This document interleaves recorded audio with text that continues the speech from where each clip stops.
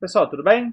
Meu nome é João, sou professor de História do Campus Pinheiral e estou aqui a pedido do Grêmio para gravar um vídeo para vocês aí dentro dessa sequência de atividades que o Grêmio tem feito por causa da quarentena. É uma iniciativa excelente, aliás. Parabenizo o Grêmio por essa iniciativa. E estou aqui para gravar um vídeo fazendo um comentário a pedido do Grêmio para falar sobre o filme Flu, ou A Gripe, do Netflix, um filme coreano de 2013. Imagino eu que a ideia do filme Desastre, né? Um filme sobre uma epidemia que assola aí a Coreia do Sul, um filme sul-coreano. Acho que despertou a galera aí nesse momento que a gente está vivendo de pandemia, um momento absolutamente inédito aí na história da humanidade. Não inédito em termos de haver pandemia, nós tivemos outras pandemias em outros momentos, mas inédito no sentido de que nunca uma pandemia conectou aí uma economia tão globalizada, um mundo tão conectado, um mundo tão dependente de certos setores comerciais em escala mundial e uma pandemia aí, uma questão de saúde que nos obriga a um isolamento social, que nos obriga a tentar travar, de certa forma, a economia em nome da sobrevivência, né? Então, dado aí esse cenário, e esse filme que eu não conhecia, antes do pessoal pedir um comentário, A Gripe, eu queria assistir esse final de semana e queria fazer alguns comentários em cima aí. Então esse vídeo ele é mais voltado para o pessoal que viu o filme, embora eu não vou dar nenhum spoiler significativo, acho eu, para quem não viu e queira ver. Né? Tá lá no Netflix esse filme. Bom, a história do filme ele é basicamente, para falar da nossa realidade aí, é a história de um grupo de imigrantes que chega na Coreia do Sul ilegalmente e que um deles está, na verdade todos eles estão mortos e contaminados com essa doença, com essa variação da gripe aviária, de uma gripe aviária, e um deles sobrevive nesse container, ele sai desse container, esse imigrante, e aí começa a espalhar a doença por uma região da Coreia do Sul, e aí o governo acaba isolando essa região do resto do país e o filme gira em torno aí dos desdobramentos desse isolamento e da doença. Paralelamente, o filme trata aí a história de um casalzinho, né? Não chegam a formar um casal durante uma parte do filme, mas de um homem e de uma mulher, e a filha dessa mulher, aí no meio dessa confusão, o cara é um socorrista, a mulher é uma médica, e a filha está ali no meio também da pandemia e tal, e enfim, o filme gira em torno dessas duas narrativas, a narrativa do isolamento da região da Coreia do Sul e a narrativa desse trio tentando aí sobreviver, tentando aí que tudo fique bem. É, Esse filme, eu dei uma pesquisada sobre ele, eu não sabia, parece que ele fez parte de uma fake news, que o pessoal estava divulgando que ele seria um filme chinês que teria previsto essa pandemia atual da Covid-19, e aí por isso ele acabou se tornando bem visto, e o pessoal ficou curioso, etc e tal, o pessoal viu muitas semelhanças e coisas do tipo. Primeira coisa, pessoal, que eu acho que a gente tem que conversar sobre o filme, e eu vou começar pelo ponto mais óbvio, né, da questão, é que o filme é uma peça de ficção. O filme não é um documentário, o filme não tem nenhum compromisso com a realidade, né? É claro que a gente vê o filme, a gente tem uma tendência, a gente tem uma tentação de olhar e falar, nossa, olha como ele antecipou muitas coisas que estão acontecendo agora. Poxa, em 2013 o pessoal já via, etc.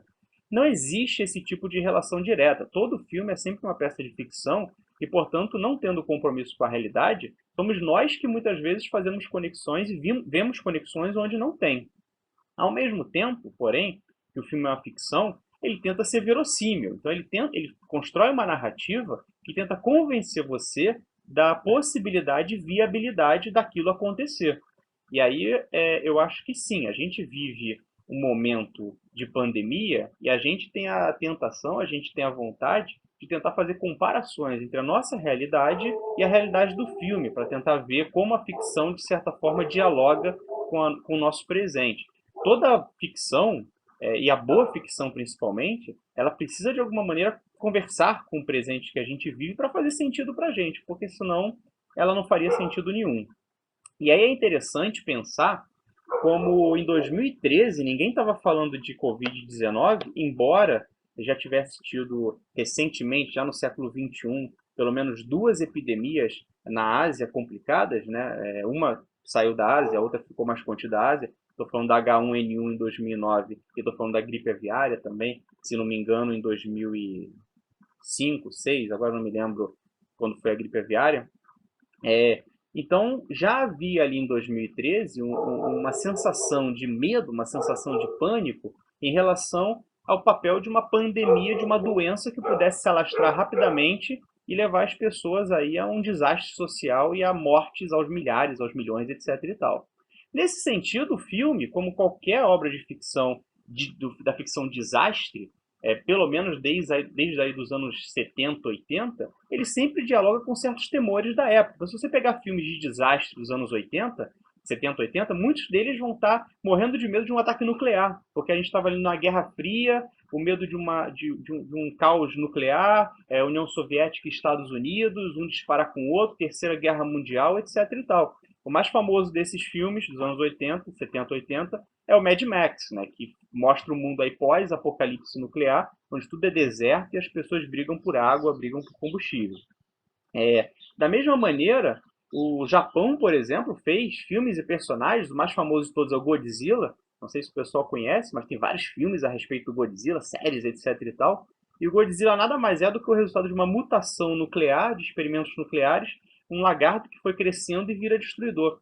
Então, você tem um filme de pandemia que fala de como seria um desastre causado por uma doença, não tem nada de previsão. É simplesmente porque nós vivemos uma época onde doenças causadas por vírus ou bactérias ou superbactérias assustam, e a gente está vendo aí por que assustam, porque elas têm um potencial de paralisar a economia mundial e o potencial de alcançar milhares e milhões de pessoas no momento muito rapidamente, né, numa velocidade muito surpreendente.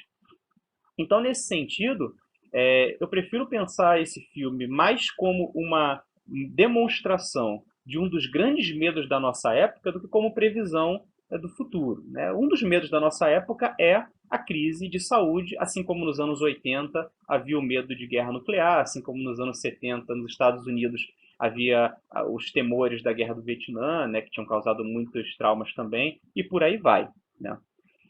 Um outro temor da nossa época, que na verdade aí é mais presente, é menos presente no Brasil, embora haja também bastante, mas é bastante presente na Europa, nos Estados Unidos e também na Coreia do Sul, é o medo do imigrante, é o medo do diferente. Então repara que no filme o vírus chega não nascido na Coreia do Sul, mas ele chega trazido por um imigrante. Então a ideia de que o imigrante, o estrangeiro, principalmente esse que é visto como ilegal, esse que é visto como não desejável, esse que é visto como não aceitável, ele é sempre um sujeito portador de um mal que pode assolar a sociedade. Então a gente vê aí como o etnocentrismo, um certo etnocentrismo presente no filme, da lógica coreana, sul-coreana, com esse imigrante, mostra aí o imigrante como portador de algo assustador para a sociedade. O imigrante leva o vírus, o imigrante ameaça a sociedade.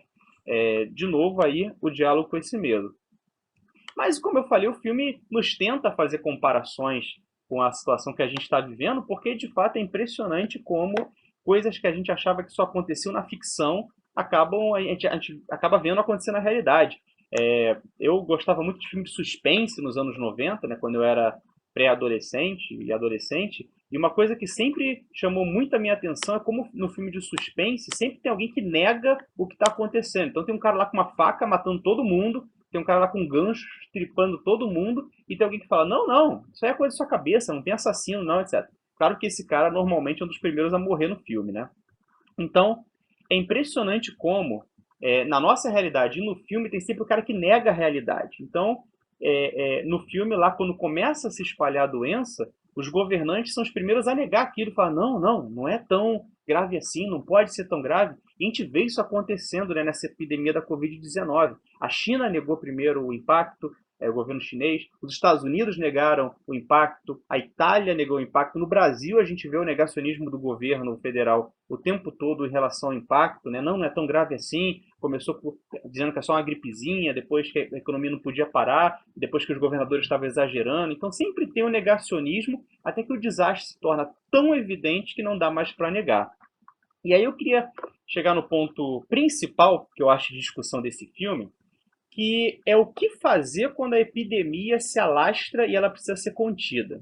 A resposta que o filme dá, e isso para mim é o mais assustador no filme, né, como um filme de desastre, A cidade, a região lá onde acontece a epidemia, ela é cercada, as pessoas são divididas em infectados ou possivelmente infectados e não infectados.